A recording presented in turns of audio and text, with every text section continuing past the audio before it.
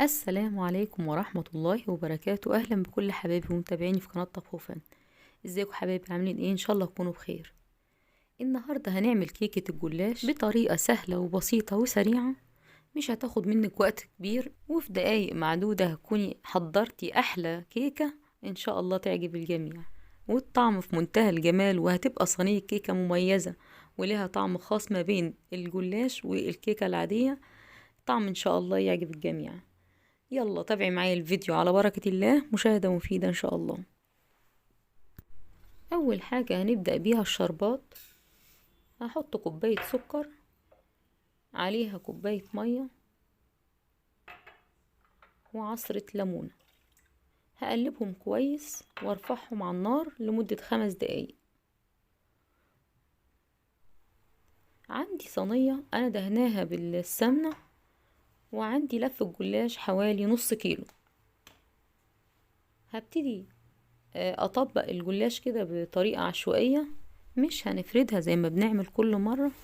لا، انا همسك الورقة كده اطبقها بطريقة عشوائية كده ما بين ايدي، وبعدين هبتدي ارصها في جوانب الصينية كده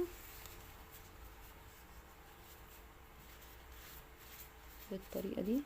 طريقة سهلة مش هتاخد منك وقت ولا مجهود، وفي نفس الوقت بتبقى نتيجتها في منتهى الجمال، وهتبقى طريقة جديدة للجلاش الحلو بعيدا عن الطرق المعتادة اللي متعودين نعملها. الجلاش بيبقى حلو في كل الأصناف. من الحاجات اللي لازم تكون في تلاجتك باستمرار، هو بيبقى جاهز وبيبقى متاح باستمرار لأي صنف حلو أو حادق.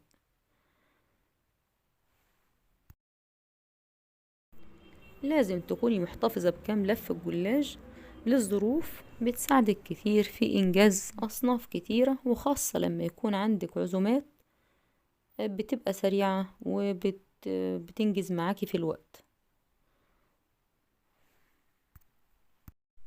هطبق الجلاش كده حوالين جوانب الصينية كده لغاية ما أنهي الجوانب، وبعدين هبتدي ارص قلب الصينية لغاية ما تبقى منتظمة معايا ومفيش فراغات في الصينية.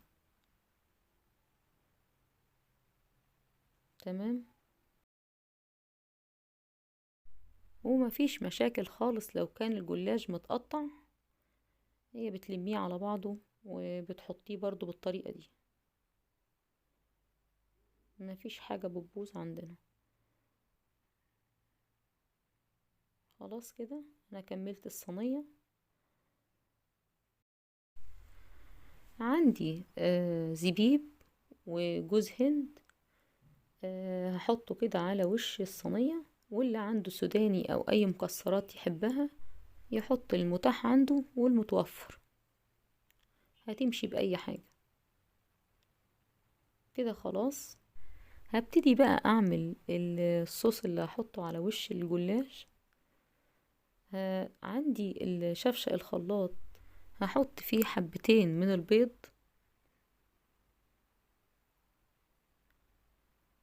وهضيف كمان نص كوباية سكر ونص كوباية زيت او سمنة زي ما تحبي، وهحط كوباية ونص لبن،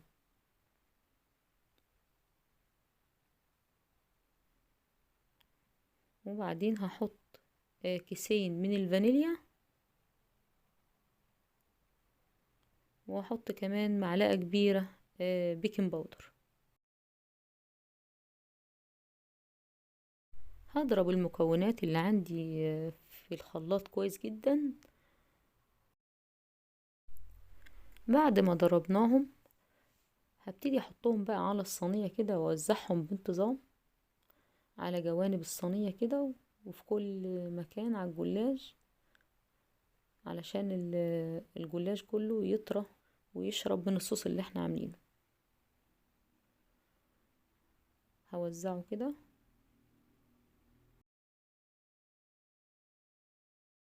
وبعدين هسيبها 5 دقايق الجلاش يتشرب كده الصوص بتاعي، وبعدين بالمعلقة كده هبتدي اسويه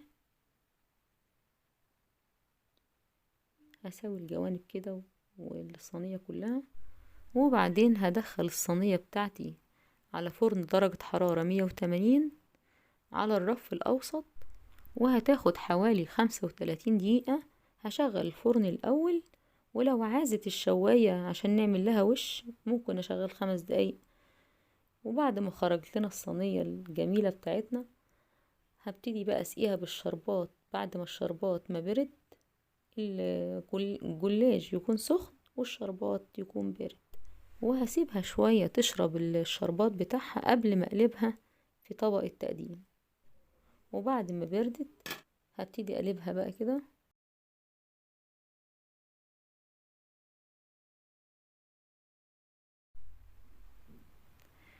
ويبقى ده الشكل النهائي للكيكة بتاعتنا الجميلة، طعمها وريحتها في منتهى الجمال. اتمنى تجربوا الوصفة، ولو عجبتكم ما تنسونيش بدعوة صادقة عن ظهر قلب. دمتم في رعاية الله وأمنه وحفظه، والسلام عليكم ورحمة الله وبركاته.